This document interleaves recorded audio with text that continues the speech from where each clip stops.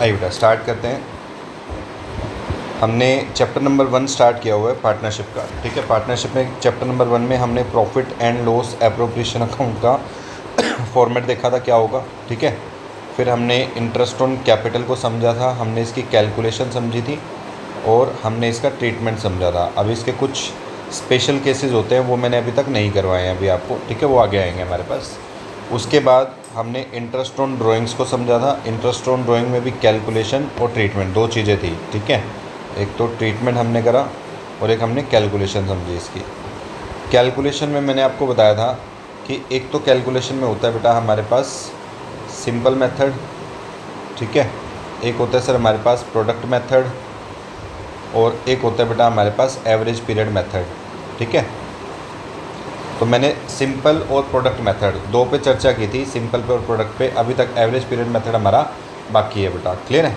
फटाफट से एक बार हम देख लेते हैं हमने इंटरेस्ट ऑन ड्राइंग में क्या पढ़ा था।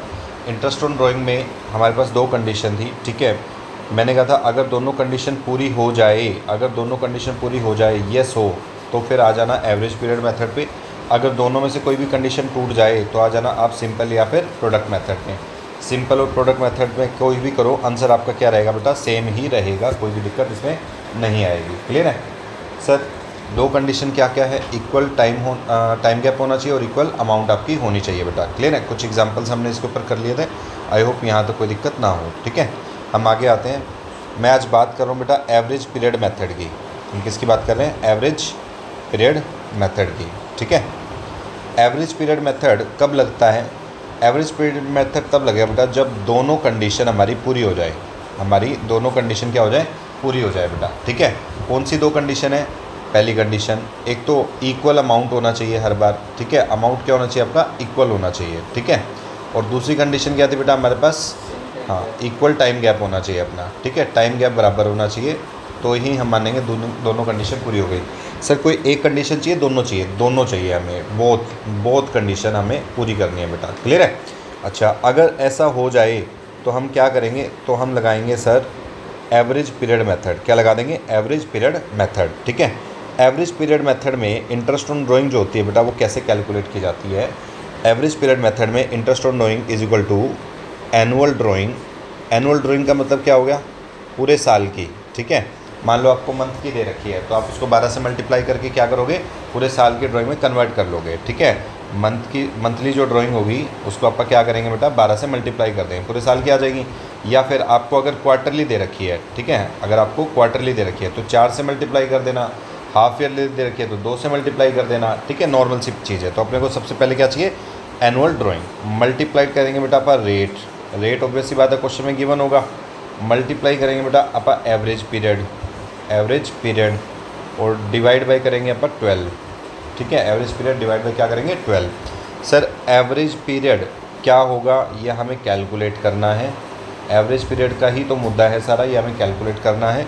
एनुअल ड्राइंग क्वेश्चन में दी जाएगी, रेट क्वेश्चन में दिया जाएगा। एनुअल बस इतना हो सकता है आधे से कि आपको मंथली दे रखी है और आपको क्या करना पड़ रहा है? उसको 12 से मल्टीप्लाई करना पड़ रहा है। बाकी सब कुछ सेम ही रहेगा बेटा अपना। बोलो बात क्लियर है? चलें आगे। अच्छा जी, एवरेज पीरियड मेथड में फॉर्मूला बन गया बेटा आपका एनुअल ड्राइंग इंटू में रेट इंटू में एवरेज पीरियड डिवाइड बाई 12। अच्छा सर एवरेज पीरियड कैसे निकालें? एवरेज पीरियड कैसे निकालेंगे? तो बड़ा आसान है बेटा। Time left after first drawing, time left after first drawing plus में time left after last drawing, पहली ड्राइंग और आखिरी ड्राइंग, और डिवाइड बाय क्या कर देना अपने को? 2। ठीक है, एवरेज करना है एक तरीके से। एवरेज कैसे होता है बेटा? पहली ड्राइंग के बाद कितना टाइम बचा, आखिरी ड्राइंग के पास कितना टाइम बचा, दोनों प्लस करके 2 से क्या कर देंगे? डिवाइड कर देंगे। ठीक है, मैं एग्जांपल्स करवा रहा हूँ बेटा अब इसके। ठीक है, एग्जांपल्स पे आप फोकस करेंगे। ठीक है, एग्जांपल सर इफ़ मैं आपको 6 केस कराऊंगा मोटे मोटे। ठीक है, 6 केस में देखते हैं कैसे होगा। इफ़ अमाउंट विड्रॉन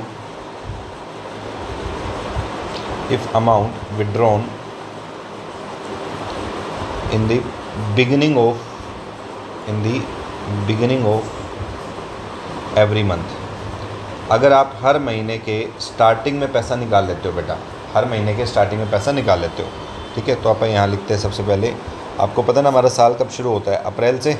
अप्रैल, मई, जून, उसके बाद जुलाई, अगस्त, सितंबर, अक्टूबर, नवंबर, दिसंबर, जनवरी, फरवरी और मार्च। ठीक है बेटा। अब मेरे को एक बात बताओ, अगर मैंने 1 अप्रैल को पैसा निकाल लिया तो 1 अप्रैल से लेके 31 मार्च आने में कितना टाइम लगेगा बताओ, मंथ में बताओ। 12 महीने।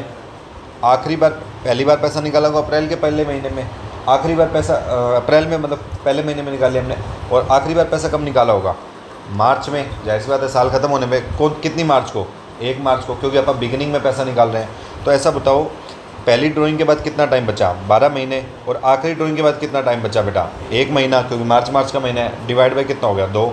तो कितने टाइम का ब्याज लगेगा इसमें, 6.5 महीने का। ठीक है। तो हम क्या कैलकुलेट कर रहे हैं, एवरेज, हम क्या कैलकुलेट कर रहे हैं, एवरेज पीरियड। तो एवरेज पीरियड क्या होगा, average period is equal to time left after first drawing, time left after first drawing, पहली ड्राइंग के बाद कितना टाइम बचा, प्लस में time left after last drawing, time left after last drawing, divide by क्या करना बेटा, 2। ठीक है, डिवाइड बाय क्या करना है, 2। पहली ड्राइंग के बाद बताओ बेटा कितना टाइम बचा था, 12 महीने। आखिरी ड्राइंग के बाद बताओ बेटा कितना टाइम बचा, 1 महीना, डिवाइड बाय कितना करना है, 2। कितना हुआ, 6.5 महीने। यानी यहाँ पर ब्याज कितने टाइम का लगना चाहिए बेटा अपना, 6.5 महीने का ब्याज लगना चाहिए। क्लियर है। अच्छा जी, ये आ गया पहला case. Sir case number 2, case number 2, if amount withdrawn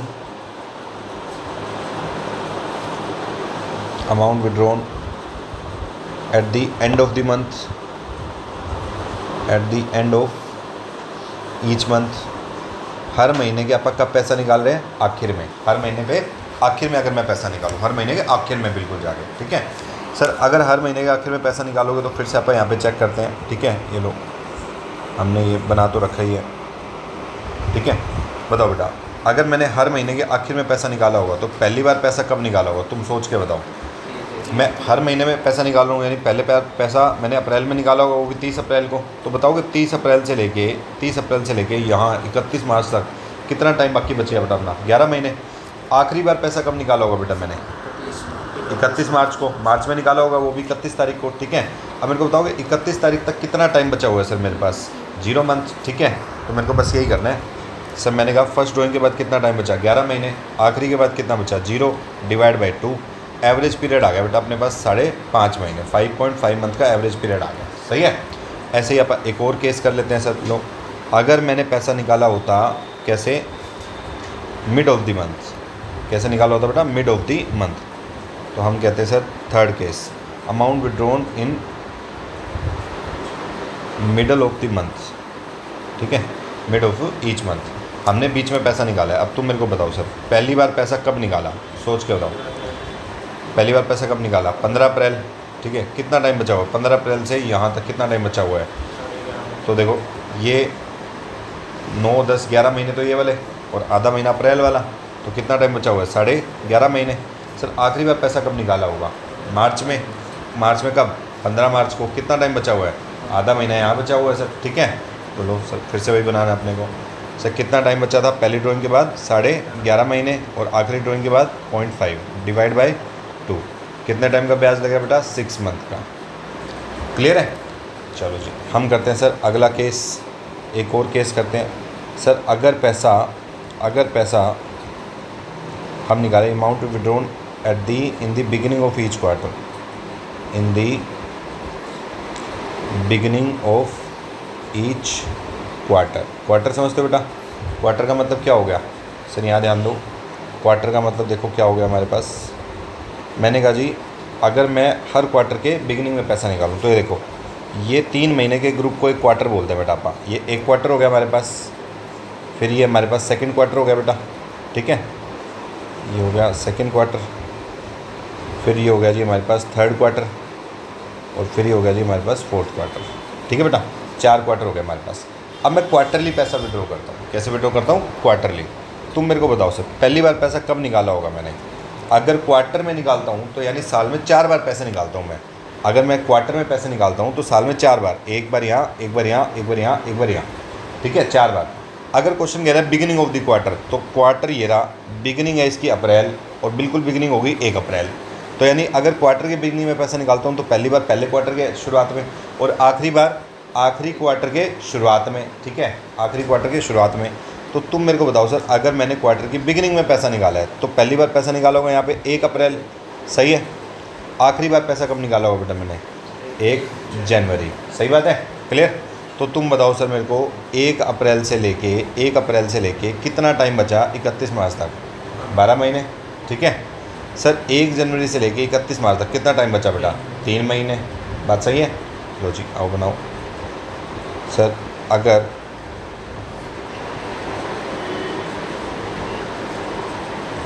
sir अगर मैंने पैसा निकाला है बिगिनिंग ऑफ क्वार्टर में, तो पहली बार ड्राइंग करी हमने यहाँ पर 1 अप्रैल में, टाइम कितना बचा हुआ था बेटा हमारे पास? बताओ सर कितना टाइम बचा हुआ था?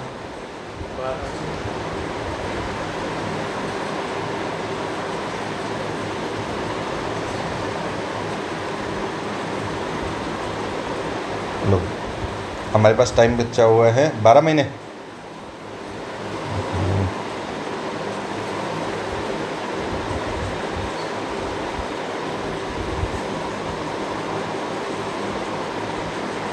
हाँ जी बताओ कितना टाइम बचा हुआ हमारे पास? 12 महीने।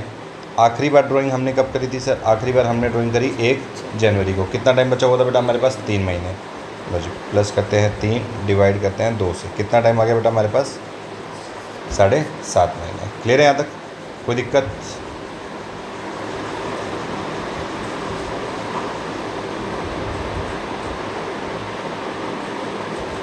चलो आगे देखते हैं।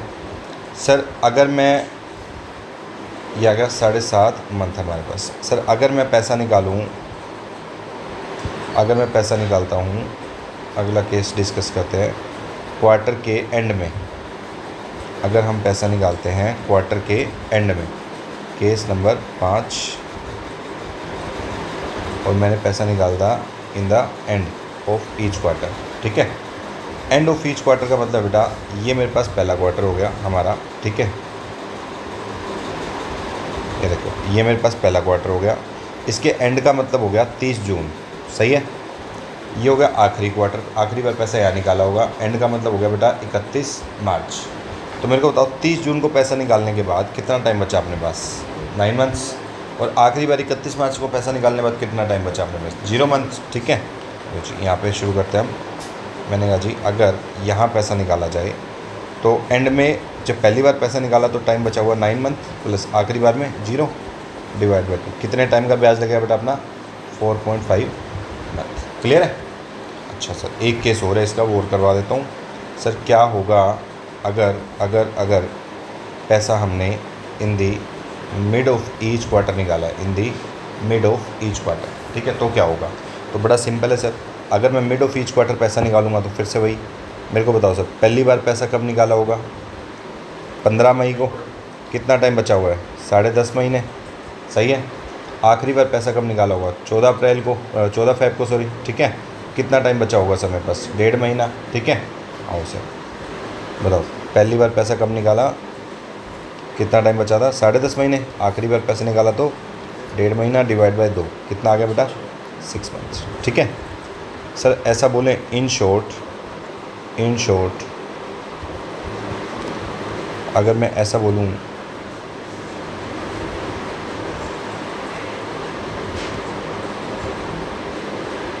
हम ऐसा बोल सकते हैं सर,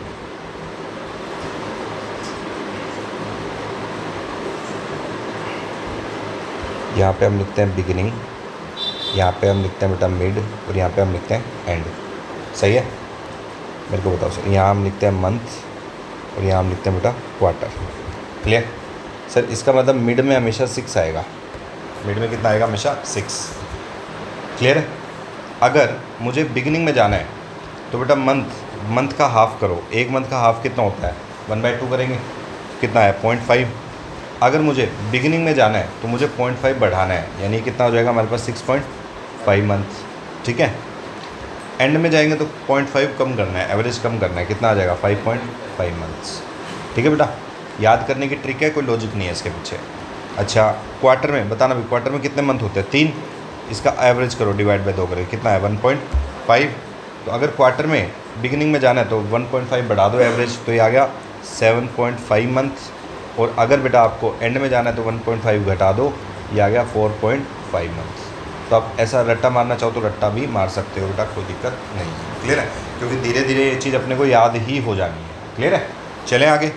आओ सर, हमें पता लग गया, अब हम करते हैं सर क्वेश्चन। लो बेटा क्वेश्चन दिखाना मुझे, एक बार बुक दिखाओ। देखिए बेटा इलस्ट्रेशन देखिए क्वेश्चन बुक में, कहते हैं sir A B and C are partners in a firm, you are inform that, कहते जी A draws 10,000 from the month in the beginning of every month. बेटा बिगिनिंग ऑफ एवरी मंथ में पैसा निकाल रहा है, बता सकते हो कितने टाइम का ब्याज लगेगा अपना? बिगिनिंग ऑफ एवरी मंथ में ब्याज कितने टाइम का होता है? 6.5 मंथ का ब्याज होता है बेटा अपने पास। ठीक है, ये चीज़ें अपने को धीरे धीरे याद हो जाएंगी। क्लियर है। अगले केस में कह रहा है बी जो है वो पैसा निकालता है बेटा एंड ऑफ एवरी मंथ। बताओ एंड ऑफ एवरी मंथ पे 5.5 मंथ का ब्याज लगता है हमारा। ठीक है, उसके बाद कहता है 10,000 निकाला है सी ने in the middle of every month. Mid में कितने टाइम का ब्याज होता है? 6 मंथ का ब्याज होता है। ठीक है, हमें इंटरेस्ट ऑन ड्राइंग निकालना है 6% पर एनम। ठीक है, ऑन पार्टनर्स ड्राइंग। तो सबसे पहले देखो इंटरेस्ट ऑन ड्राइंग का फॉर्मूला क्या था बेटा अपने लिए? सबसे पहले अपन क्या करते थे? Annual drawing multiply by rate. Rate question में दी हुई है 6%। ठीक है, मल्टीप्लाइड बाय क्या करना है अपने को? Average period. ठीक है, एवरेज पीरियड डिवाइड बाय कितना कर देंगे? 12। ठीक है, मेरे को सबसे पहले बताओ ए के केस में एनुअल ड्राइंग कितनी है? 12,000 नहीं 10,000 है ना पर मंथ। 10,000 पर मंथ है, मल्टीप्लाई बाय 12 कितना हो गया? 1,20,000 रुपये। कोई दिक्कत यहाँ तक? यानी ए जो है उसने 1,20,000 रुपये पूरे साल में ड्राइंग करी है। फॉर्मूला पुट करते हैं बेटा ए के लिए, 1,20,000 मल्टीप्लाई बाई 6% और एवरेज पीरियड कितना लगेगा? 6.5 महीने का। ठीक है, मुझे कैलकुलेट कर देते हैं, यहाँ 12 से 12 कैंसिल। ठीक है, निकालते हैं बेटा 1,20,000 का 6%, 1,20,000 का 6% भाग 12 गुना में 6.5, ये आ रहा है बेटा 3,900। चेक करो मैच हो रहा है क्या? सही है। अच्छा बी के लिए और कर देते हैं। बी के लिए भी 10,000 रुपये पर मंथ निकाल रहे हैं, तो एनुअल ड्राइंग तो सेम ही हो गई 1,20,000। 1,20,000 मल्टीप्लाइड बाय 6%, कितने टाइम का ब्याज लगेगा बेटा? बी ने पैसा कब निकाला है? एंड ऑफ एवरी मंथ, तो यानी 5.5 महीने का। 5.5 बटा 12। ठीक है, कैलकुलेट कर लेते हैं सर। 1,20,000 इसका 6% भाग 12 गुना 5.5, ये आएगा बेटा आपका 3,300। सही है। सी का और निकाल लेते हैं सर। सी ने भी 1,20,000 रुपये निकाले हैं, 10,000 रुपये पर मंथ, 6%। लेकिन इसने पैसा कैसे निकाले बेटा? Mid of every month. ठीक है, तो 1,20,000 इसका 6%, ये आ रहा है बेटा अपने पास 3,600। चेक करो, सही है, क्लियर है। आओ सर क्वेश्चन नंबर 25 देखिए। कहते हैं sir calculate interest on drawing of mister Navdeep at the rate of 10% per annum for the year ended 31 March 2026 in each of the following alternate case. पहला केस देखो बेटा क्या है हमारे पास। कहते जी if he withdrew 20,000 in the beginning of each quarter. Quarter की स्टार्टिंग में पैसा निकालता है तो ब्याज 7.5 महीने का होता है। ठीक है, फिर कहता है एंड ऑफ ईच क्वार्टर। बताओ बेटा ब्याज कितने का होता है? 4.5 महीने का। और मिडल ऑफ क्वार्टर में 6 महीने का ब्याज अपना होता है। क्लियर, याद हो गई ये चीज़ें अपने को? ठीक है, चलो निकालते हैं। इंटरेस्ट ऑन ड्राइंग की रेट 10% दे रखी है। सबसे पहले मिस्टर ए के लिए, अच्छा ए की पार्टनर है क्या? मिस्टर नवदीप। ठीक है, नवदीप के लिए निकालते हैं, केस ए लिख देते हैं ऐसा, केस ए। बताना बेटा अगर इसने 20,000 रुपये हर क्वार्टर में निकाले हैं तो पूरे साल में कितने निकाले होंगे? 80,000 रुपये। क्वार्टर का मतलब साल में 4 बार। ठीक है, तो इंटरेस्ट ऑन ड्राइंग कैसे निकालेंगे हम? Annual drawing 80,000 multiplied by rate कितना है अपना? 10% इंटू में। बताओ बेटा बिगिनिंग ऑफ ईच क्वार्टर में कितने टाइम का ब्याज लगाना था? 7.5 महीने का। क्लियर है, करो बेटा 80,000 इसका 10% भाग 12 गुना में 7.5, ये आ रहा है बेटा आपका 5,000। चेक करो फटाफट। सही है, कोई दिक्कत नहीं है। Okay next case number B. Sir 80,000 into में 10%, बताओ बेटा कितने टाइम का ब्याज लगाना है अपने को? 4.5 डिवाइड बाई 12। तो सर 8,000 डिवाइड बाई 12 गुना में 4.5 ये आ रहा है बेटा अपना 3,000। चेक करो सही आ रहा है क्या। Case number C sir 80,000। इस बार पैसा बोलो कैसे निकाला इसने, मिड में आ गया तो फिर ब्याज होगा 6 का। ठीक है, लो बेटा तो 80,000 4,000 आ जाएगा। बोलो बेटा यहाँ तक बताओ कोई डाउट है तो, नहीं तो आगे बढ़ते। आसान है, तो मंथ वाला भी हो गया, क्वार्टर वाला भी हो गया। ठीक है, चलो एक क्वेश्चन और देखते हैं। Question number 26। देखिए बेटा लगभग सारे केसेस में कवर हो जाएंगे। कहता है जी calculate the interest on drawing of mister Arun, 10% per annum की रेट है बेटा। फॉलोइंग अल्टरनेट केसेस में if he withdrew 5,000 per month in the beginning of every month. बताओ बेटा अगर 5 महीने हर महीने की बिगिनिंग में निकाल रहा है तो 6.5 महीने का ब्याज लगेगा। फिर कह रहा है if he withdrew 5,000 per month at the end of every month. बोलो बेटा 5.5 महीने का ब्याज। If he withdrew 5,000 per month during the year. बेटा अगर ड्यूरिंग द ईयर लिखा आ जाता है तो आप उसे एवरेज मानते हैं, मिडल मानते हैं, उसमें 6 महीने का अपना ब्याज लग जाएगा। क्लियर है। फिर कह रहे जी if he withdrew 60,000 during the year. Sir ऊपर वाले में और इसमें फ़र्क क्या है, इसमें भी तो ड्यूरिंग द ईयर है 6 मंथ, बस ऊपर वाले में 5,000 रुपये पर मंथ करके दे रखा था और इस बार पूरे साल का बता दिया बेटा तुम्हें 60,000 रुपये पर मंथ नहीं दे रखा। बोलो बात क्लियर है। अच्छा फिर कह रहा है if he withdrew as follows. ये तो बेटा अलग अलग तारीख पे अलग अलग अमाउंट है, तो इस पर तो या तो सिंपल मेथड लगाना पड़ेगा और या फिर प्रोडक्ट मेथड अपने को लगाना पड़ेगा बेटा। क्लियर है, या तो सिंपल या फिर प्रोडक्ट, दोनों डिस्कशन हो चुके हैं लास्ट वीडियो में, तो आप इसमें कर सकते हैं। If you withdrew 15,000 in the beginning of each quarter. बताओ बेटा क्वार्टर की स्टार्टिंग में ब्याज कितना होता है, 7.5 महीने। उसके बाद है एंड ऑफ ईच क्वार्टर में, बोलो कितना, 4.5 महीने का। और उसके बाद मिड में 6 महीने का ब्याज अपना लग जाएगा। तो ये क्वेश्चन अपना होमवर्क में रख सकते हैं। क्लियर है, हो जाना चाहिए मेरे ख्याल से। डन है, कोई डाउट यहाँ तक, पक्की बात है। चल सकते हैं आगे। सर ध्यान देने योग्य बातें, ठीक है, हाँ ध्यान देने योग्य बातें। सर क्या बातें हैं ऐसी बताओ। पॉइंट नंबर 1 सर अगर क्वेश्चन में कोई भी तारीख, कोई मंथ कुछ भी ना दे रखा हो, सिर्फ इतना लिखा हुआ है amount withdrawn during the year. जैसे अभी अपन ने केस देखा था ड्यूरिंग द ईयर वाला, ऊपर देखो यहाँ पे, यहाँ पर हमने यहाँ देखो लिखा हुआ था during the year case D में। ठीक है, तो ड्यूरिंग द ईयर अगर लिखा हुआ मिल जाए तो हमेशा हमेशा हमेशा इसको एवरेज बेसिस पे करते हैं। एवरेज बेसिस का मतलब हो गया जो भी इंटरेस्ट ऑन ड्राइंग निकालोगे उसको डिवाइड बाय 2 कर देना आपने। क्लियर है, समझ आ गई बात। अच्छा जी, दूसरी बात, ध्यान देने योग्य बात है दूसरी। ठीक है, क्या sir, there is always a difference, there is always a difference in percentage versus percentage and percentage per annum. Sir मतलब नहीं समझे। अरे भाई रेट अगर 10% दे रखी है और 10% पर एनम दे रखी है तो इन दोनों बातों में फ़र्क होता है बेटा। 10% का मतलब हो गया फ्लैट 10%, कुछ नहीं करना, ना टाइम देखना ना कुछ और, सीधा 10% उठा के लगा दो। लेकिन बेटा 10% पर एनम में टाइम कंसिडर करना होता है। ठीक है, एग्जाम्पल के तौर पे मान लो मिस्टर ए नाम का कोई बंदा है, उसने पैसा निकाला है बेटा, मान लेते 30 नवंबर को। कब निकाला है, 30 नवंबर कह रहा हूँ, सितंबर को। 30 सितंबर 2026 में इसने 10,000 रुपये निकाल लिए। इंटरेस्ट ऑन ड्राइंग निकालनी है केस 1 में eight the rate of 12% per annum.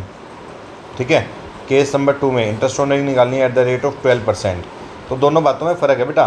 Per annum का मतलब होगा साल का 12% है और सीधा 12% का मतलब होगा 12 ही है, चाहे साल का लगाओ चाहे 1 महीने का लगाओ। ठीक है अच्छा, तो इसमें सॉल्यूशन कैसे होगा सर। केस 1 में 10,000 रुपये निकाले हैं, 12% की रेट है, तो पर एनम लिखा हुआ है, तो जितना टाइम का पैसा यूज हुआ उतने टाइम का ब्याज लगेगा।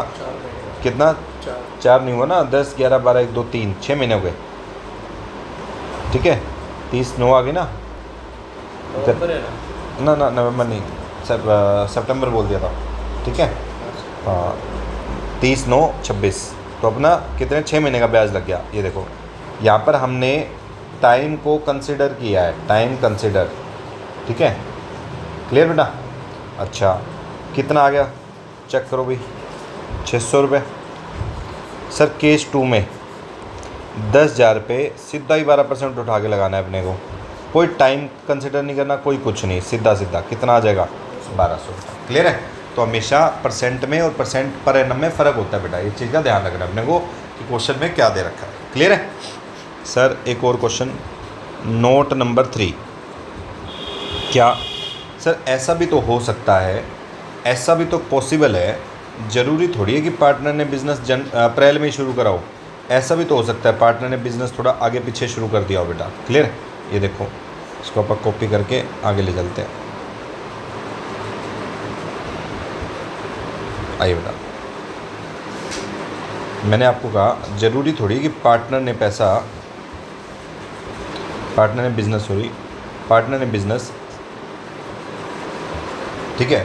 तो आओ सर, मैं कह रहा हूँ सर ये ज़रूरी नहीं है कि पार्टनर ने बिज़नेस अप्रैल में शुरू कराओ, हो सकता है बाद में शुरू किया हो। तो हमारे केस में मैं एग्जांपल ले लेता हूँ सर। मेरे 2 पार्टनर हैं, ए और बी। इन दोनों ने बिज़नेस शुरू किया था 1 जुलाई को। कब किया था? 1 जुलाई को। तो इस साल इनका बिज़नेस जो है वो 3 महीने ये, 3 महीने ये और 3 महीने ये, कितना टाइम चला है? 9 महीने बिज़नेस चला है। ठीक है, 9 मंथ बिज़नेस चला है। तो सर अब एवरेज पीरियड क्या वही रहेगा 6.5 महीने, 6 महीने, 5.5 महीने? मैंने कहा नहीं, अब एवरेज पीरियड चेंज हो जाएगा बेटा। अब एवरेज पीरियड दोबारा से निकालना पड़ेगा अपने को। दोबारा से कैसे? भाई सिंपल सी बात है, वही फेयर टेक्निक लगाएंगे आप, time left after first drawing divide by time left after last drawing. तो बताओ सर, अगर इस केस में मंथ की बिगिनिंग में पैसा निकाले, मंथ के मिड में पैसा निकाले और मंथ के एंड में पैसा निकाले तो कितना कितना ब्याज लगेगा? भाई समझो, बिगिनिंग में देखो, time left after first drawing 1 जुलाई के बाद बताओ बेटा कितना टाइम बचा है? 9 मंथ्स प्लस में आखिरी ड्राइंग 1 डिवाइड बाय 2 कितना टाइम? 5 महीने। इस बार 6 महीने नहीं, 5 महीने का ब्याज लग जाएगा। अच्छा सर, यहाँ पर बताओ सर, मिड में अगर निकाले पैसा तो पहली बार पैसा निकाला होगा 15 जुलाई को, आखिरी बार पैसा निकाला होगा बेटा 15 मार्च को। बताओ सर कितना टाइम बचा? 8.5 महीने पहली ड्राइंग के बाद और आधा महीना लास्ट ड्राइंग के बाद, डिवाइड बाय 2 कितना टाइम लग गया? 4.5 महीने। सही है। अच्छा, एंड में निकाले तो बेटा पैसा, एंड में निकाले तो भाई पहली बार पैसा निकाला हुआ 31 जुलाई, आखिरी बार 31 मार्च, कितना टाइम बचा? 9 डिवाइड बाई 2 ना 8 महीने, सॉरी 8 डिवाइड बाई 2 कितना हुआ? 4 मंथ। ठीक है। अच्छा सर, ये तो पंगे वाली कहानी होगी। कुछ पंगा नहीं है, बड़ा आराम से सुनो ध्यान से। अब टाइम पीरियड कितना है? 9 मंथ। तो मिड में जस्ट इसका हाफ आ जाएगा, 4.5। ठीक है। अगर मंथ में जाना है तो 0.5 आगे, यानी बिगिनिंग में जाना है तो 0.5 आगे यानी 5 मंथ, और एंड में जाना है तो 0.5 नीचे यानी 4। यही तो निकाला था। ठीक है। अच्छा सर, अगर क्वार्टर में हो तो क्वार्टर में भी मिड में तो 4.5 ही रहेगा, 9 का आधा 4.5। अगर बिगिनिंग में जाना तो 1.5 बढ़ाना है, 1.5 बढ़ाएंगे तो कितना होगा बेटा? 6। और अगर एंड में जाएंगे तो 1.5 कम करना है, कितना कम हुआ बेटा? 3। लो जी, हो गया, बड़ा आसान है। क्लियर है बेटा यहाँ तक? चलें आगे। आओ सर क्वेश्चन देखते हैं।